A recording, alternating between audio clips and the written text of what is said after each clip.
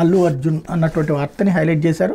Sanjay theatre తొక్కిసలాడగట్లో ప్రమేయంపై ఆరోపణలు ఎదుర్కొన్న hero Allu Arjun శుక్రవారం హైదరాబాద్ నాంపల్లిలోని 9వ అదనపు చీఫ్ మెట్రోపాలిటన్ మ్యాజిస్ట్రేట్ కోర్టు ఎదుట వర్చువల్గా హాజరయ్యారు. ఈ కేసులో A11గా ఉన్న ఆయనకు కోర్టు 14 రోజులు జ్యుడిషియల్ రిమాండ్ విధించగా హైకోర్టు 4 వారాలు మధ్యంతర బెయిల్ మంజూరు చేయడం తెలిసిందే. జ్యుడిషియల్ రిమాండ్ గడువు శుక్రవారం ముగియడంతో ఆయన కోర్టుకు నేరుగా హాజరు కావాల్సి ఉంది. కానీ కోర్టు ప్రాంగణానికి భారీగా అభిమానులు రావచ్చని అంచనా వేసిన పోలీసులు ఆయన వర్చువల్గా కోర్టు విచారణకు హాజరు కావాలని సూచించారు. దీంతో ఆయన వర్చువల్గా విచారణకు హాజరయ్యారు. అనంతరం ఈ కేసు తదుపరి విచారణ జడ్జి నిర్మల జనవరి 10కి వాయిదా వేశారు. మరోవైపు రెగ్యులర్ బెయిల్ ఇవ్వాలని కోరుతూ నాంపల్లిలోని 2వ అదనపు మెట్రోపాలిటన్ సెషన్ జడ్జి కోర్టులో ఆయన తరపున న్యాయవాదులు నిరంజన్ రెడ్డి, అశోక్ రెడ్డి శుక్రవారం పిటిషన్ దాఖలు చేశారు. అయితే విచారణ వాయిదా వేయాలని పబ్లిక్ ప్రాసిక్యూటర్ రామకృష్ణ గౌడతో అంగీకరించి జడ్జి వినోద్ కుమార్ విచారణ సోమవారానికి వాయిదా వేశారన్నటువంటి వార్తని హైలైట్ చేశారు. ఇకపోతే ఆంధ్రజ్యోతి నాడు షాకులు నేడు శోకాలు అంటూ ఎవరు మోపిన భారం విద్యుత్ ఛార్జీల బాధుడు జగన్దే అంటూ సర్దుబాటు పేరుతో వరుసగా పోట్లు అధికారంలో ఉండగా రకరకాల దెబ్బలు చివరి 2 ఏళ్ల 20,000 కోట్లకు పైగా బాధ ఎన్నికల ముందు వ్యతిరేకత వస్తుందనే భయం అప్పుడు నిర్ణయం పెండింగ్లో పెట్టిన ఈఆర్సీ కూటమి సర్కారు వచ్చాక వాటికి ఆమోదం తన హయాంలో పెరిగిన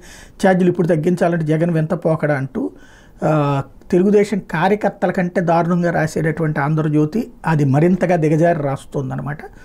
పార్టీ పత్రికల్లో కూడా ఇట్లా రాయరనుకుంటాను, ఆ విధంగా రాసుకొస్తున్నారు పార్టీ పాంప్లెట్స్ కంటే కూడా డిఫరెంట్గా. మెగా డిఎస్సి ఇంకెప్పుడు